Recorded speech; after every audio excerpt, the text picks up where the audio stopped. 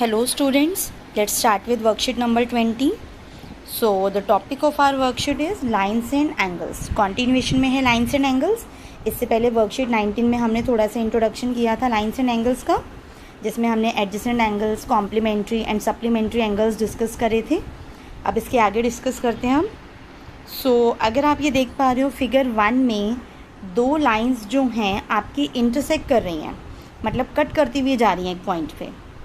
सो आपके यहाँ पे कुछ एंगल्स बन रहे हैं, लाइक 1 2 3 4 नेमिंग करी है हमने, 4 एंगल्स बन रहे हैं चारों तरफ. तो ये जो आमने सामने के जो एंगल्स होते हैं, जो क्रॉस करते हुए सामने सामने के एंगल्स होते हैं, इनको हम बोलते हैं वर्टिकली ऑपोजिट एंगल्स. सो जब भी हमारी दो लाइंस इंटरसेक्ट करती हैं तो हमारे दो पेयर बनते हैं वर्टिकली ऑपोजिट एंगल्स के. एक तो ये वाला पेयर हो गया और एक ये वाला पेयर हो गया. लाइक यहाँ अगर मैं बात करूँ तो एंगल 1 और एंगल 2 ये हमारे वर्टिकली ऑपोजिट एंगल्स हैं, और एंगल 3 और एंगल 4 ये हमारे वर्टिकली ऑपोजिट एंगल्स हैं. और ये जो हमारे वर्टिकली ऑपोजिट एंगल्स होते हैं ये हमारे इक्वल होते हैं. So like angle 1 is equals to angle 2. Angle 1 मेरा AOC है और एंगल 2 मेरा DOB है, या BOD भी लिख सकते हैं इसको. और एंगल 3 इक्वल्स टू एंगल 4 है. एंगल 3 मेरा है एंगल AOD और एंगल 4 है मेरा angle BOC. So these are equal, right. अब आप अगर फिगर नंबर 2 देखो तो फिगर नंबर 2 में क्या हो रहा है, दो लाइंस हैं M और N, और इनको एक लाइन L कट करती हुई जा रही है. तो अभी हमने पढ़ा था कि दो लाइंस कट हो रही हैं आपस में, और अब क्या है कि दो लाइंस को कोई थर्ड लाइन कट करती हुई जा रही है. तो उस थर्ड लाइन को जो कट करती हुई जा रही होती है उसे हम बोलते हैं ट्रांसवर्सल लाइन. सो यहाँ पे L जो है L हमारी ट्रांसवर्सल लाइन है. सो यहाँ लाइन के अंदर अंदर जितने भी एंगल्स होते हैं वो मेरे इंटीरियर एंगल्स होते हैं, और लाइन के ऊपर और नीचे की तरफ जो एंगल्स होते हैं वो मेरे एक्सटीरियर होते हैं. लाइक यहाँ पे अगर हम बात करें तो 1 2 7 और 8 ये मेरे एक्सटीरियर एंगल्स हैं, एंड 3 4 5 एंड 6 ये मेरे इंटीरियर एंगल्स हैं, राइट. अब यहाँ कई सारे तरीके के पेयर्स बनते हैं. इससे पहला जो हमारा है कॉरेस्पॉन्डिंग एंगल्स.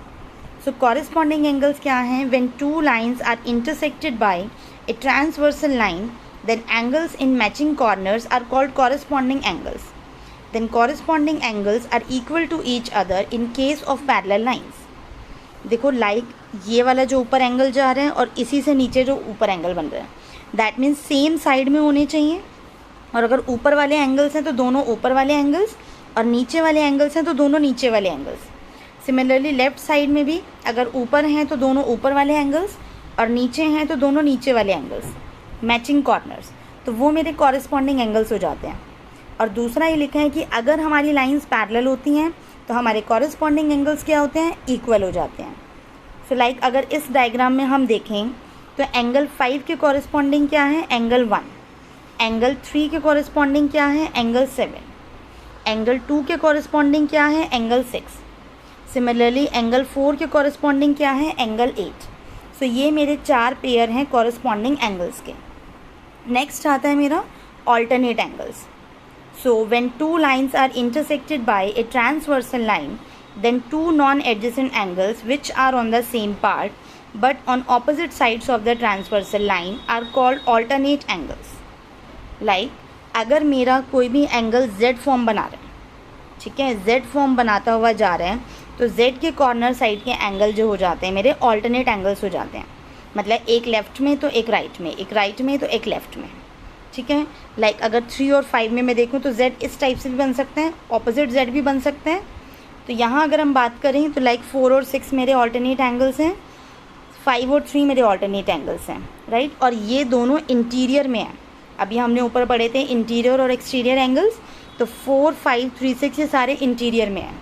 तो ये जो पेयर बन रहे हैं ये बन रहे हैं ऑल्टरनेट इंटीरियर एंगल्स, राइट. 4 6 3 और 5 ये जो पेयर बन रहे हैं ये बन रहे हैं ऑल्टरनेट इंटीरियर एंगल्स. सिमिलरली 1 और 7 ये पेयर बन रहा है एक, और 3 2 और 8 एंगल 2 और 8 ये भी एक पेयर बन रहा है, बट ये एक्सटीरियर में है, आउटसाइड में है. तो these are alternate exterior angles, right. आगे मूव करते हैं हम. सो ये हमारे पेयर्स बन गए ऑल्टरनेट एक्सटीरियर एंगल का, एक एंगल 1 और एंगल 7, और दूसरा एंगल 2 और एंगल 8. सो अब कुछ क्वेश्चंस हमें दिए हुए हैं वो सॉल्व कर लेते हैं एक बार. लाइक क्वेश्चन नंबर 1 में ए बी जो है वो आपका सी डी के पैरेलल दिया हुआ है, तो आपको एक्स और वाई की वैल्यू फाइंड आउट करनी है। सो अब देखते हैं हम कैसे फाइंड आउट करेंगे इसको।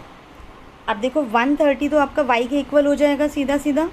क्यों हो जाएगा? क्योंकि they are vertically opposite angles, VOA मैं शॉर्ट फॉर्म में लिख रही हूँ। सो 130 डिग्री जो है वो आपका वाई के इक्वल हो गया, वाई आपका 130 आ गया। अब वाई आपका एक्स के इक्वल होगा, वाई आपका एक्स के इक्वल होगा। रीज़न इज़ ऑल्टरनेट एंगल्स बन रहे हैं ये आपके, राइट। तो दोनों आ गए आपके, एक्स भी आ गया और वाई भी आ गया। क्लियर। नेक्स्ट जो सेकंड क्वेश्चन दिया हुआ है, क्वेश्चन नंबर 2, उसमें है कि ए बी आपके पास पैरेलल है सी डी के, और अगेन आपको एक्स वाई की वैल्यूज़ निकालनी है। आपको ए पी सी दिया हुआ है 50 और पी आर डी दिया हुआ है 127। तो अब देखते हैं हम कैसे निकालेंगे एंगल्स। देखो अगर आप देखो ए बी और सी डी पैरेलल हैं, तो पी आर आपका ट्रांसवर्सल हो गया और एक्स भी आपका ट्रांसवर्सल हो गया।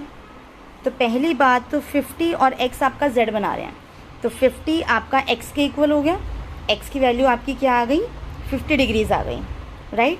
तो ये आपका 50 डिग्री हो गया। अब आपको देखना है वाई के लिए, तो आप अगर देखो तो पी आर ट्रांसवर्सल है, तो ये ऐसे जेड बना रहा है। सो 50 + वाई इज इक्वल्स टू 127 हो जाएगा। अगेन वही ऑल्टरनेट एंगल्स रीज़न है।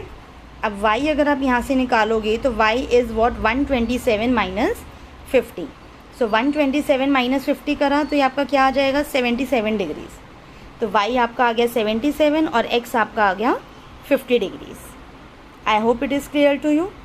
सो स्टूडेंट्स, इस वीडियो में इतना ही। इसके आगे के क्वेश्चंस नेक्स्ट वीडियो में डिस्कस करेंगे। आगे वर्कशीट्स नेक्स्ट वीडियो में डिस्कस होंगी।